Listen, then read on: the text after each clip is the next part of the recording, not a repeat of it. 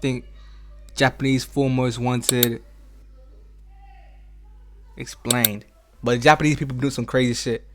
Like their murderers be like, I heard some crazy shit about the Japanese people what they be doing, bro. It's gonna be interesting. Let's get into I it. came across this video by Chilling Scares, in which he covered the FBI's 10 most wanted list, and it got me thinking, who holds that same notorious status here in Japan? Whenever you go out walking in Kobe, or any other city, you'll inevitably come across these posters, plastered on the side of kobans, or on bulletin boards, detailing the most wanted suspects designated by the National Police Agency. At present, there are 12 of them. And yet, since their stories haven't been covered by Western media outlets, and are essentially region-locked, these men remain virtually unknown beyond the country's borders. Today, I want to go over the 4 most wanted suspects At that point, they could just freaking just fly to a different country and then live a whole different life, bro. Fuck it. featured on these posters, those with the highest bounties and the darkest stories. Because, as safe as Japan is, even a country with a low crime rate has its share of monsters. Regardless of any potential TikTok bans, the fact is that anyone can visit any data broker's website right now and purchase their users' personal information sequences, broker sites, micro, VPN.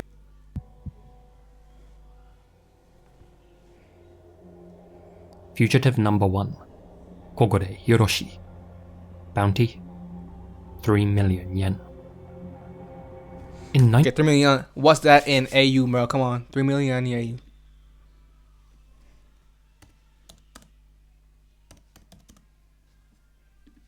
How much he cost?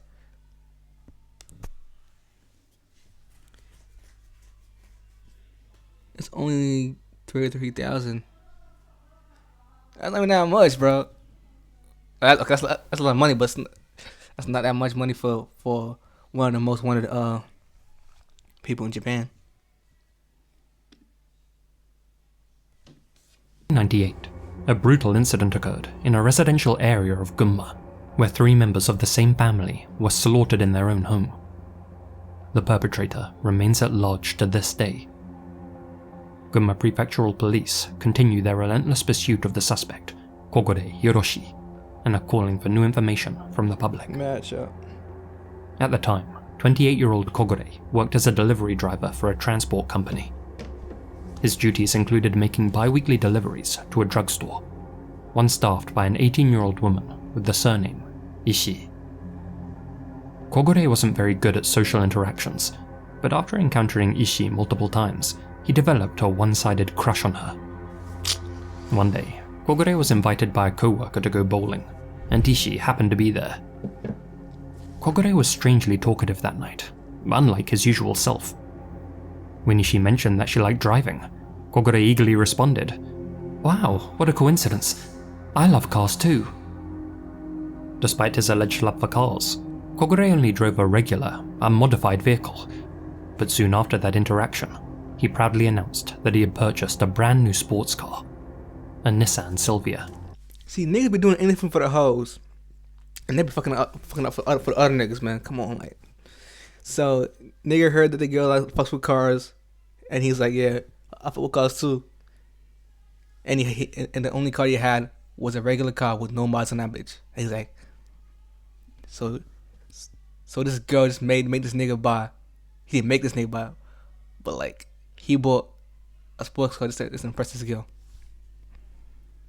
And what's gonna happen? The girl's gonna fuck with a nigga because he mad chop. Ishii found his behavior unsettling, as Kogore insisted that he had bought the car just for her. Eventually, he mustered up the courage to ask her on a date, and although she was hesitant due to their work connection, Ishii agreed to meet with him, just once. However, for Ishii... Bro, females out there, bro. If you don't fuck with a nigga, any weird about, just don't go out and ask you on a date. Just say no, bro. Like, you know. But niggas weird nowadays, bro. Niggas hella weird, bro. The experience was a chilling one. When we went home from dinner, she later explained, he deliberately took me on a long detour and drove in the opposite direction of my home. The fuck? It was extremely scary. After that evening, Ishii turned down Kogore's repeated invitations for a second date, Good shit. but the delivery driver had become obsessed with her. Nigga, Refusing to take no off for an one date, answer, nigga. he Damn. memorized her address and began stalking her home. Yo, this nigga weird. He would randomly call her at work and at home, and This just nigga memorized her address and followed her breathed home, down the bro. line, and even left notes on her car's windshield while waiting outside her workplace. Oh my god. But in time, it seemed the silent treatment actually worked. Kogure eventually quit his job and stopped showing up at the drugstore altogether. Ishii, of course, felt relieved, believing she was finally rid of her stalker. On January It's not that 14th, easy. 1998, Ishii returned to her family home in Takasaki City, formerly Gunma Town. Upon stepping foot inside, she began to make her way upstairs. As she did, Kogure leapt out from behind the door, grabbed Ishii from behind, forced her into a room near the entrance, and held her down on the floor. "I really like you," he confessed, his breath warm and stale, his clothes stained red. And yet, in spite of the stains, Ishii quickly noticed that Kogure had no noticeable injuries on his body. Wait, That did, realization wait, made did he kill her parents? No fucking way. her heart sink, and her thoughts turned to her parents and grandmother, whom she lived with. No. She called out to them, but received no response. This nigga Kogure mad restrained weird. Ishii for nearly 3 hours while they exchanged words. Afterwards, Kogure walked out the front door and fled the scene. What the fuck? Ishii then ran up to the second floor of the now silent house, where she noticed the hallway was covered in blood, so much so that there wasn't a clear patch to stand on. She later discovered the bodies of her parents and grandmother hidden in separate closets. Kogure had killed them using a knife or similar bladed weapon. Kogure used his newly purchased white Nissan Silvia with the license plate Gunma 33 MO867 to escape. He was last seen on the Tosui Bridge, heading towards Saitama. Gunma Prefectural Police immediately set up an investigation headquarters, issuing a nationwide wanted notice for Kogure and tracking his whereabouts. However, his trail has since gone cold, and his vehicle remains missing. Over the years, numerous investigators have been assigned to the case, and dedicated officers continue to work on solving it today. The walls of the investigation HQ are lined with case files, a testament to the firm resolve to bring this case to a resolution. It's now been 27 years since the incident. 27, damn. Typically, as a case gets colder, tracking fugitives becomes more challenging due to reduced investigative efforts and declining public interest. But though the prospect of finding a suspect after such a long time seems slim, recently, many Japanese criminals have been brought to justice after spending decades on the run. Most famously, Kirishima Satoshi, who, in 2024, was finally identified after 50 years of evading capture. Damn, 50. In that case, however, Kirishima voluntarily gave himself up on his deathbed, as he wanted to die under his real name, rather than an assumed identity. Still, this resulted in the so-called Kirishima effect, which saw a number of fugitives arrested in quick succession thereafter. Unfortunately, Kogure was not amongst those apprehended. Japan formerly had a statute of limitations for murder, one which was abolished in 2010. As such, Kogure's face will remain on the nation's most wanted posters until he's finally brought to justice or proven to have passed away. A reward of up to 3 million yen, around 20,000 USD, is being offered to anyone with information that leads to his arrest. Kogure Hiroshi is described as being 170 centimeters tall, with a long face, and at the time, a slender build. His habits include smelling his hands and biting his nails. If still alive, he'd be 55 years old today. 55, damn. If captured, he'll be ordered to pay Ishii over 150 million yen in compensation for the mental anguish he 150 million yen. Let's see how much motherfucking. Let's see how much money that is. 150 million yen. $1 million. Shit.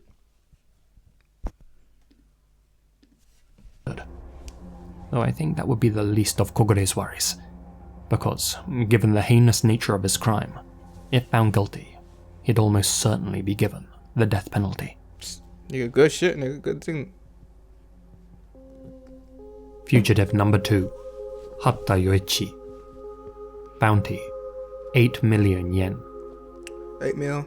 If you ever needed proof that appearances can be deceiving, meet Hatta Yoichi, one of Japan's 4 most wanted men, and the fugitive with the largest bounty to his name. Nigga, looks like a regular ass nigga. Despite looking far more boyish than the hardened criminals that sit alongside him on these posters, Hatta actually has an extensive criminal background, and just like Kyomin Suk, whom I covered in a recent upload, fits the profile of a dark triad personality type, possessing traits associated with pathological narcissism, psychopathy, and Machiavellianism.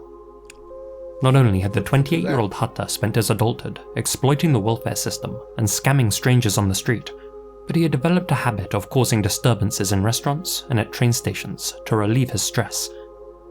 Worse yet, in early 2022, he was handed a suspended prison sentence for the illegal confinement of a woman he met on a dating app.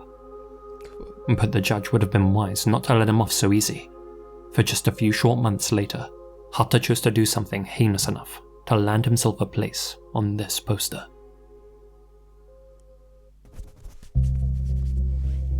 On the evening of June 29th, 2022, two 19-year-old university students, known only as A and B, were shopping for second-hand clothes in Beppu City, Oita Prefecture, riding from shop to shop on their motorbikes. After finishing up their last bit of shopping at a department store, the pair hopped onto their bikes, which were parked in the lot outside. As they prepared to set off, they noticed a young man walking along the nearby path, playing music extremely loudly on his phone. A massive cultural faux pas in Japan. That man was Hatta Yoichi. A stared at Hatta, confused and honestly a little angry that this stranger was being so disrespectful to the local residents. This made Hatta visibly angry. He pointed directly at student A and shouted, "What the hell are you looking at?" Hatta then proceeded to reprimand A for walking his motorbike out of the lot through the wrong exit. Not wanting any trouble, A apologized for staring, bowed his head respectfully, and rode off alongside B. The two students made their way along a prefectural road when they came to a red light approximately 370 meters from the parking lot. They waited for the light to turn green, and as they did, briefly discussed the angry exchange that had occurred just 3 minutes prior. But as they sat at that red light, they heard the roar of an engine approaching from behind them. Little did they realize that Hatta had been following them in his white minicar. The last thing the two students noticed were his bright headlights bearing down on them. Hatta smashed his car into A and B at 100 kilometers an hour, sending their bikes flying. Oh my god. A died on impact, while B, who was grievously injured, thankfully survived. Oh, good. Damn. After striking his two victims, Hatta lost control of his car and crashed into a utility pole. He didn't report the accident, nor did he provide any medical assistance to A or B. Dang, he's caught fucked Instead, up. he left his wallet, smartphone, and shoes inside the car and ran away from the scene barefoot, eventually disappearing at a yacht harbor about 2 kilometers away. His shirt was found on the concrete floor beside the seafront. Weak ass shirt. Weak ass shirt. Has never been seen or heard from since.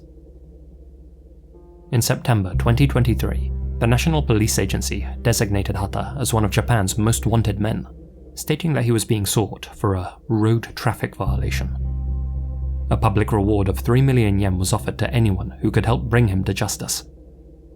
A's family also offered an additional 5 million yen to incentivize those with information to come forward. As a result, hundreds of self-professed Hatta Yoichi hunters have started looking for him, hoping to claim that bounty for themselves, and at least 9,000 tips from all over the country have been reported to the authorities. There was buzz on social media when security footage came to light, supposedly showing Hatta burglarizing a Nagoya City bar in late October 2024. Analysts noted that the man's facial structure, eye shape, jawline, and finger proportions all match with those of the fugitive. However, this individual was later arrested, and this was confirmed to be a case of mistaken identity. As it stands, the real Hatta Yoichi's whereabouts remains unknown. Since Hatta was last seen heading towards the harbour, and his shirt was found at the water's edge, some suspect that he entered the sea and drowned. But experts disagree. In their minds, Hatta left his shirt behind for a very different reason. You see, although the centre of Beppu City has its fair share of CCTV cameras, the area surrounding the harbour is notorious for being a dark spot. One theory, presented by fellow YouTuber Asianalysis, is that Hatta removed his shirt to make himself less identifiable, and then played the part of a shirtless jogger making his way along the cameraless harbour. He then ran north along the seafront towards his home, which was conveniently situated on the coastline. Though undoubtedly a long distance to jog, Hatta was in good shape and physically very fit. He obsessively worked on his physique, and once cycled 10 hours straight from Chiba to Atami. Damn, nigga. With that in mind, he may have also been able to swim some of the distance to further avoid detection. At his home, he'd have been able to change his clothes, gather some money, and make his way out of the city by train. There was little chance of him being caught during his escape plan, as believe it or not, it took the authorities 2 whole days to even visit Hatta's home after the incident. That's despite the fact that they could have easily figured out who the car belonged to, just by looking at the ID in the wallet he had left behind. But they could have caught him way If you think easier. that's grossly incompetent, then get a load of this document. Dumbass cops. Journalists had pressured them to reveal their initial investigation records, and this is what they showed them. Given that literally everything is redacted, the Oita Prefectural Police clearly are aware that they handled the case extremely poorly, which gives credence to the theory that Hatta was able to escape. As to where he would have fled to, well, given that he had a 2-day head start, he could literally be anywhere in the country. Japan prioritizes privacy over surveillance, especially outside of the major cities, so following his trail wouldn't have been an easy task, even for a competent police service. As to why he still hasn't been found, well, these days, blending in is especially easy in Japan. For example, it's completely normal to see people walking down the street wearing face masks. Add to that the possibility that Hatta has altered his appearance in other ways, such as having more plastic surgery done, then the odds of someone recognizing him on the street grow slimmer. Given his propensity to experiment with makeup, there's also a chance he's disguising himself as a female. What? As for money, Hatta certainly has no qualms about stealing, something that's extremely easy to do in a high-trust society like Japan. In a video he uploaded to his social media page shortly before going on the run, Hatta even explained his life plan, which didn't involve work, but rather theft. はい、私にとってね、まあ人生のプラン、そんなものはありませんね。はい。ないですね。生活保護っていうシステムがあるんですよ。となると、やっぱ万引きとかしたりして食べていけば。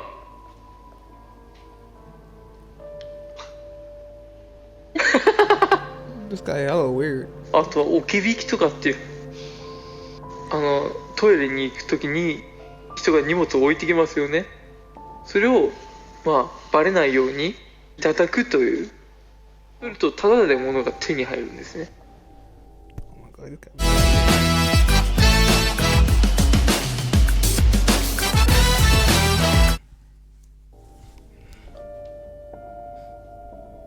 In terms of accommodation, it's entirely possible that someone's housing Hatta, or that he's hiding in one of the country's innumerable abandoned buildings. Going further than that, it's also possible that he's in the mountains somewhere. Hatta was an avid outdoorsman who spent plenty of time camping.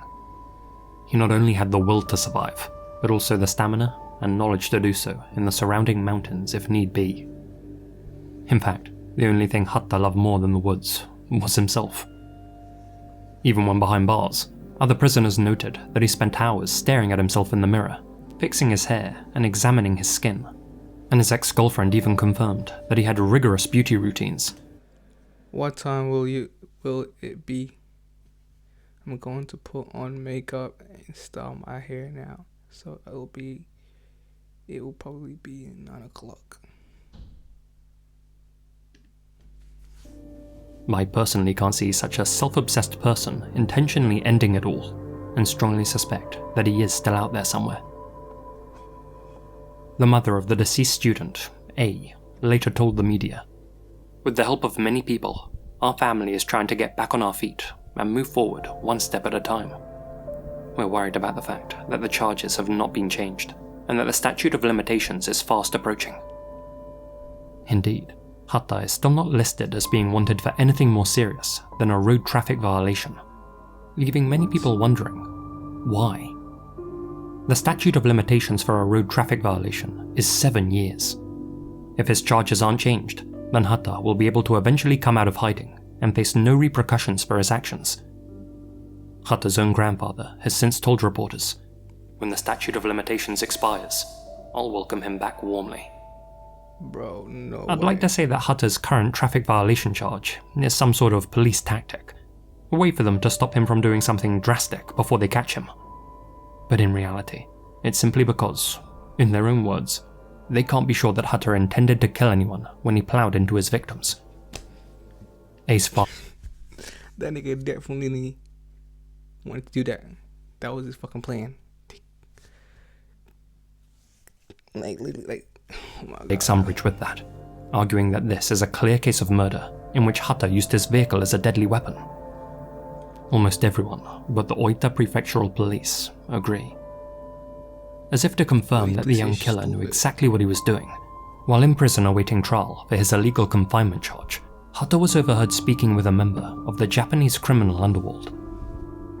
Hata reportedly asked the gangster how best to deal with an argument, and the gangster replied, "If you want to kill them, it's best to just drive into them with your car.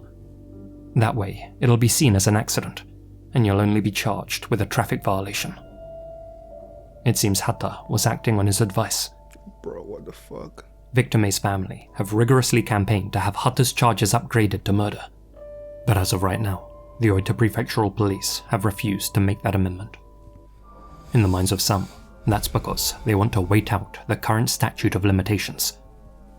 That way, they can remove Hata's face, and simultaneously, their name, from the national wanted posters. After all, this notice being plastered across every city is a constant reminder of Oita PD's embarrassing failures. Could they be reluctant to upgrade Hata's charge in the hopes that this case quietly fades from people's memories, taking with it the reputational damage they've suffered? If their lack of remorse for their repeated mistakes and their guarded responses during interviews are anything to go by, I personally wouldn't put such a tactic past them. There were mistakes in the initial investigation, right? その点はちょっとコメン I'm not going to comment on that. トさせていただきます。どうして控えるんですか？ Why won't you answer? 私 I'm not in the position to answer the question. が答えるちょっと立場にないということで。To combat that, a group called the Beppu Wish Foundation has been established with the goal of raising awareness about Hata Yuichi's actions and the Oita police's failings. I urge you to follow them on social media and help make sure that this case doesn't fade away. Victor May's dream was to one day visit all 47 prefectures in Japan with his best friend. At the time of his death, the pair had managed to see 20 of them. To honor A's memory, his friend has since visited the remaining 27 prefectures. BMW fucking friend, bro. He bought souvenirs in each of them and gifted them to A's family. Along the way, he continuously sent line messages to A's number, updating him about their journey. But sad as Those fuck. messages will forever remain unread. Damn. That's mad. That's sad as hell. Kicking off a project.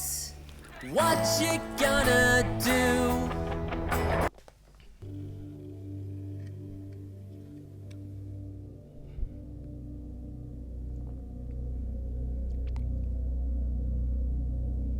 Fugitive number 3. Mitate Shinichi. Bounty: 6 million yen. Despite having been raised in a close-knit family environment and having an ordinary childhood, our next subject, Mitate Shinichi, just seemed destined for debauchery. This nigga mad A weird. bookworm with a genius-level IQ of 145, Mitate was also a born psychopath, whose hobbies not only included leading his school's broadcasting club, but also indulging in animal torture. See, the murderous niggas always like killing animals, bro. It's a correlation, bro. Indeed, he spent much of his free time throwing cats into oncoming traffic, or chopping them into pieces with a sharp knife while they were still alive. Oh my god. It was during high school that Metate decided he knew what he wanted to do with his life. Perhaps figuring that honest work was for chumps, he stopped attending his classes and ran away from home in order to pursue a life of crime. After falling in with a group of other delinquents and runaways, Metate his own crew, in which he dubbed the Eifuku Black Emperors, and later used its members to revive the ailing, ultra-nationalist Kanto Rengo Bosuzoku, a once fearsome motorcycle gang. Under his leadership, the Rengo became crueler and more feared than ever, extorting countless people across Tokyo and pulling out the teeth and fingernails of their imprisoned rivals just for kicks. Bro. Previous generations of the Kanto Rengo didn't target women and children, but when it came to blackmail, kidnap, and all forms of assault, Metate didn't discriminate. Given that he regularly beat his opponents to the brink of death, Metate Shinichi earned himself a nickname, the Prince of Cruelty. Living up to his title, Metate enjoyed a royal lifestyle, spending his free time at a luxury apartment, which he shared with his German trophy wife and daughter. In March 2008, a member of the Kanto Rengo, Kanemura Takehiro, was savagely beaten to death in Nishi Shinjuku. Prior to the incident, Kanemura had been having trouble with two Kansai-based gangsters called the Kimura brothers. Angered that one of his own had been slain, Metate vowed revenge against both Kojiro and Taichiro Kimura, and his opportunity seemingly came on Sunday, September 2nd, 2012. In the early hours, word reached Metate that one of the Kimura brothers was in Studio Flower, a club in the infamous nightlife district of Roppongi. At precisely 3:43 AM, Metate and 11 of his henchmen made their way to the venue. After donning their balaclavas, the group entered the club, metal baseball bats in hand. They found their target sitting in the VIP area and savagely beat him to death in front of his friends. However, this turned out to be a case of mistaken identity. Oh my god, he killed around. The victim was 31-year-old Ryosuke Fujimoto, a man with no links to organized crime and no connection to the Kimura brothers. Damn. Following the incident, 18 members of the Kanto Rengo were rounded up and arrested in connection with the slaying. Metate, however, was able to evade the law thanks to the help of one of his mistresses, a cabaret hostess known only as M-chan. M-chan was able to organize hideouts for Metate in Iwaki City, Shinjuku, and Hachioji. You see, Metate is said to possess a serpent-like charisma, which he uses to get others, particularly women, to do his bidding. As stated by one of his former associates, "There's something I've always noticed when I look at the women Metate has dated up until now. After about a year of dating, they develop the same reptilian, emotionless, dry look in their eyes as Metate." Thanks both to the help of M-chan and a sizable cash injection from his fellow gang members, the cruel prince was able to ditch his family and escape justice. To this day, almost 13 years on, he's yet to be apprehended. There's strong evidence that he was able to make his way to the Philippines 1 week after going on the run, and it's believed he went into hiding on a remote island there, sheltered by some of his criminal associates. According to Shibata Daisuke, a former top executive of the Kanto Rengo, quote, "Metate is a man with a quick and sharp mind. He is well prepared and ready for everything he does. Not only is he intelligent, but even when he does violent acts, he's merciless and thorough. He also has a lot of money. If he's in the Philippines now, he'll have enough to last a lifetime." Damn. That being said, proof exists that Metate has made at least one secret trip back to Japan, having entered the country via a Thai sea route in 2013. He made this trip, ostensibly, to collect some hidden savings. According to people who met Metate Shinichi during that trip, he had long hair and a beard, and looked like a completely different person. It's strongly suspected that he's had plastic surgery to alter his face too. In 2024, detectives investigated a condo in Manila Bay where they believe Metate had been living under a false name, but found it to be abandoned. It's likely he chose that area due to the high density of Japanese restaurants Japanese expats, and casinos, but ditched it when he realized his cover had been blown. Though many think it would be foolish for Matate to return to his home country, those who've been in contact with him have said that he finds life in Southeast Asia a drag. And according to officials, it's entirely possible that Matate is already back in Japan and in hiding. He's likely to be in Tokyo, Shizuoka, Saitama, or Miyagi. As well as preferring life in Japan, others have speculated that he may have returned to seek revenge on the Komura brothers, who are currently incarcerated on unrelated charges, but who will soon be released.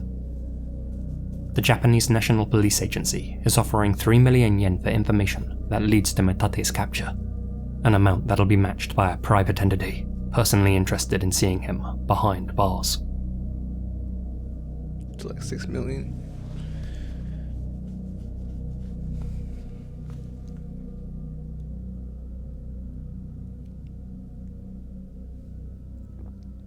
Fugitive number 4, Obara Katsuyuki. Bounty, 3 million yen. This one's a real rabbit hole. I've saved it for last, because although it's the most interesting entry, Damn. it's also the hardest to follow, so you may want to lock in, so to speak. I'll try and streamline things as much as possible. With that said, it was June 28th, 2008, and 17-year-old Sato Kozue was spending time at home with her live-in partner in Kurihara City when she received a call from her best friend's boyfriend, a 28-year-old man named Obara Katsuyuki. "Hey," came his voice through the other end of the line. "I need to talk to you about getting back together with my ex." Sato then left the house at 10:20 p.m. Before stepping out, she jokingly told her partner, "My friend's boyfriend needs relationship advice. They must have had a fight. I might be killed. If I am, I'll call you, okay?" What? Sato was last seen at a 7-Eleven convenience store in Tome City, The fuck are eyebrows at? Miyagi Prefecture, captured on security camera footage at 10:43 p.m. For 17 minutes, she stood alone in the store's magazine section, reading a book. That was the last time Sato Kozue was seen alive. What the fuck? In the early hours of June 29th, Obara Katsuyuki was seen at a self-service gas station in Morioka City, Iwate Prefecture. He was alone and had a white cloth wrapped around his right hand. At 9:30 a.m., Obara visited his younger brother's house in Iwate Prefecture. His brother and sister-in-law noticed that his right hand was badly injured, and he struggled to use chopsticks during breakfast. 2 days later, at approximately 4:30 p.m. on July 1st, Sato Kozue's body was discovered in a stream along a mountainous road in Kawai village. A post-mortem autopsy determined that she had first been strangled and had then suffered a severe blow to the head after being dropped from the bridge over the water. Some 5 hours after Kozue's body was discovered, at 9:40 p.m., a fisherman was traveling alone along a prefectural road in the mountains of Tanohata village when he noticed a car crashed into a utility pole with smoke billowing from the engine. Assuming the owner may need assistance, he got out of his car and approached the vehicle. Inside was Obara. The man asked how he had managed to crash on a straight road with good visibility, but Obara just babbled. "I fought with a woman and hit her. I'm finished. I have no choice but to die." The fisherman then drove Obara back to his parents' house. The next morning, Nigga, if a nigga just said I got into a fight with a woman and hit her, I'm not putting that nigga in my car. I'm leaving that nigga. What? July 2nd, Obara called a friend and said that he was going to jump off Onosu Cliffs in Tanohata village. He also sent an email to his girlfriend with a photo of the cliff, along with the message, "This is the end," as well as an email to his younger brother with the message, "Goodbye. Sorry for causing you so much trouble." His friend drove out to Onosu on his motorcycle and found Obara sitting at the end of the cliffs, talking on his cell phone. Believing that he was talking with law enforcement, and figuring that Obara wasn't the jumping type, his friend then bizarrely left. That was the last known sighting of Obara Katsuyuki. Nigga, your fucking friend. What? You saw the nigga sitting on the hill on the phone and he's like, he's not gonna jump. I'ma leave. What? At around Bet it out on the NBA with the Neds early payout. If your team is up 12 plus points at halftime, you win. Available on head-to-head bets on any NBA ESPN game this week. Neds, bet it out. What's gambling really costing you? At around 11:30 a.m. on July 3rd, a town hall employee found Obura's wallet, sandals, car keys, and SIM card on the cliffs of Unnosu. When the authorities came across Obura's car, which was still where he had left it after the crash, they found strands of Sato Kosue's hair on the back seat.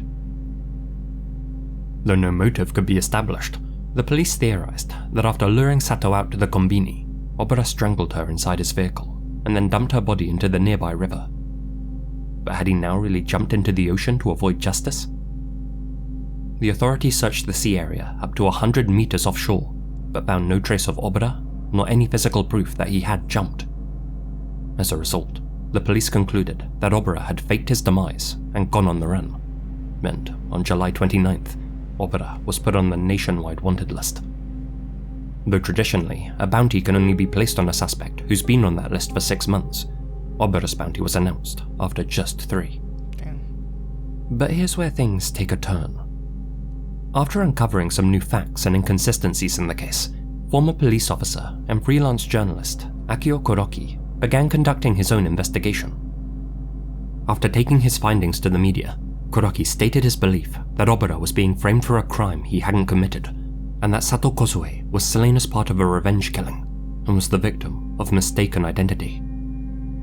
To explain, he revealed that Obura Katsuyuki's girlfriend, who was also Sato Kosue's best friend, just so happened to be called Sato Kosue. In other words, the two women had the exact same name. To avoid confusion from here on, I'll be referring to Obura's surviving girlfriend as Sato A and the murder victim as Sato B. In February 2007, roughly a year and a half before the incident, Obura and his junior colleague had first noticed Sato A and B in a Purikura booth and decided to introduce themselves. Even though Sato A was only 16 at the time and Obura was 27, they began dating. Nigga, what? 60 and 20. Lock this nigga up immediately, bro. That's a crime in and of itself in many countries. To say Obura wasn't an angel is putting things lightly. He could more accurately be described as a piece of trash. To prove my point, he had previously been married and had a child, but had separated from his wife after he physically struck her. And that violence would carry over to his relationship with Sato A. And as you're about to hear, he wasn't beyond putting her life in mortal peril. 3 months later, on May 1st, 2007, Obura had been introduced to a new job by his senior colleague, a man known only as Mr. Y. However, Obura found the job too difficult and quickly threw in the towel. To apologize, Obura and his younger brother went to Mr. Y's house, bringing with them a bottle of sake as a gift. After inviting them inside, Mr. Y suddenly turned cold and told Obura, "You've smeared mud on my face.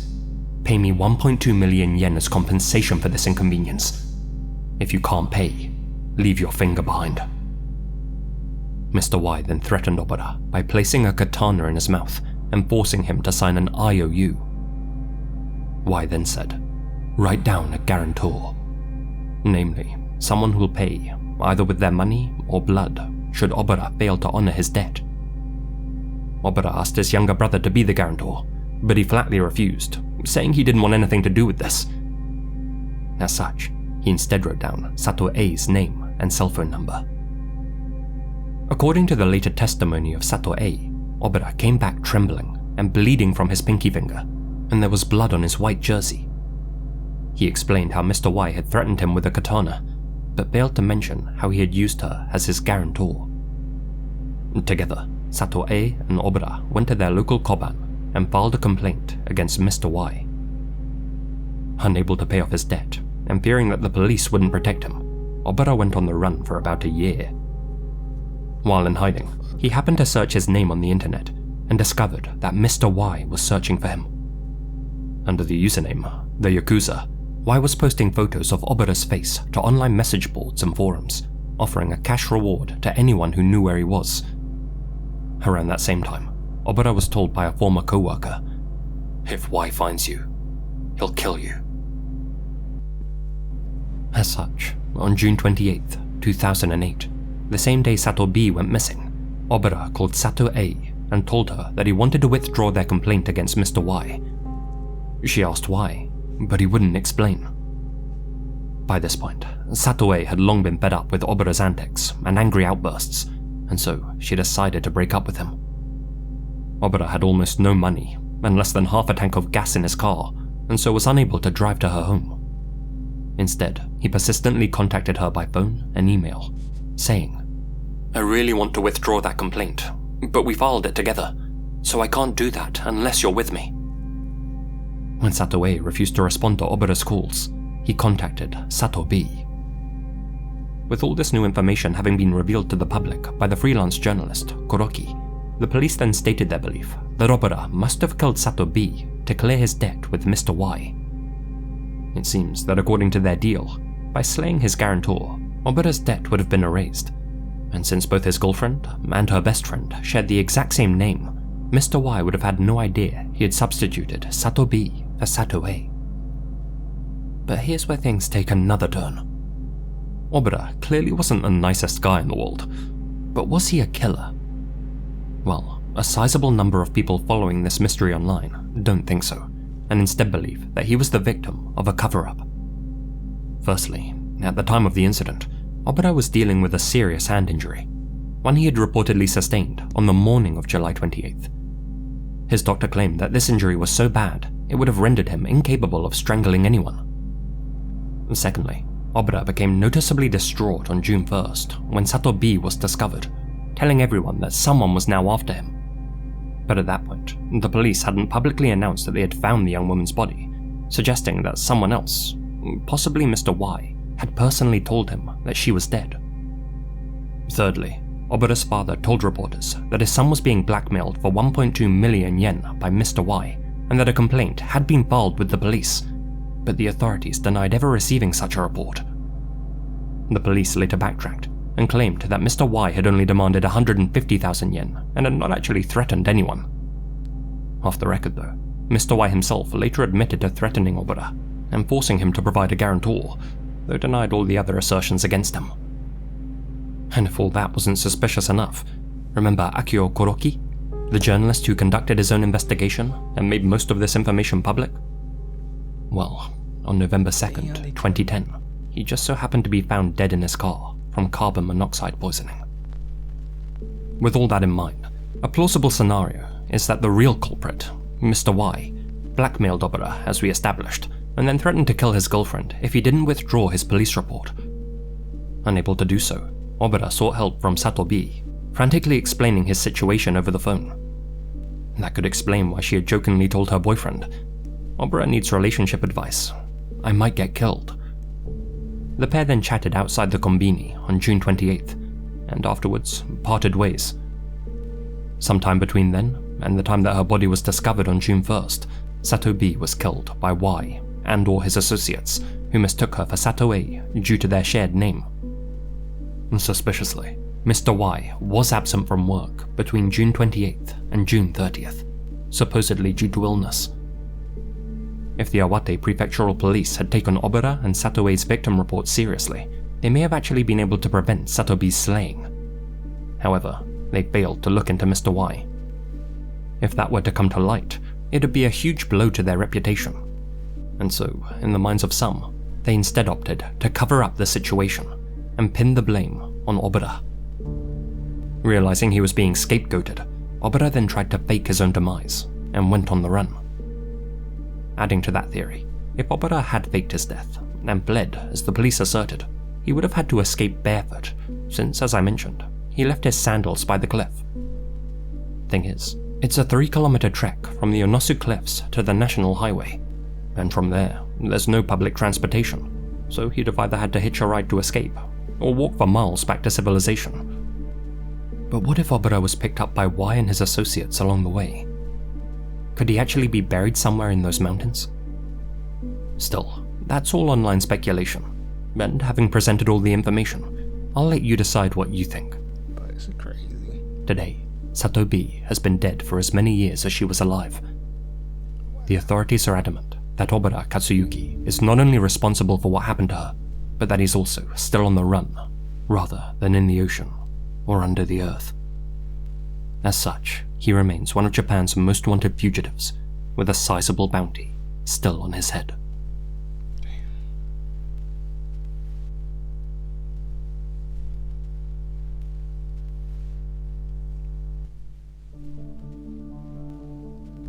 Hey guys, Lizzie here, and thank you very much for listening.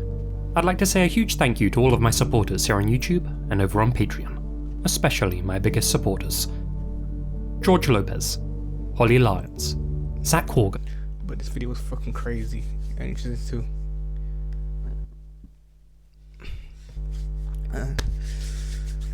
Damn, it's crazy ass vid. See you boys in the video. Next video, don't forget to like and subscribe. Don't forget to go on my Twitch, Paris Cardi, and follow me. Road to 50 followers. See you boys in the next video. Peace.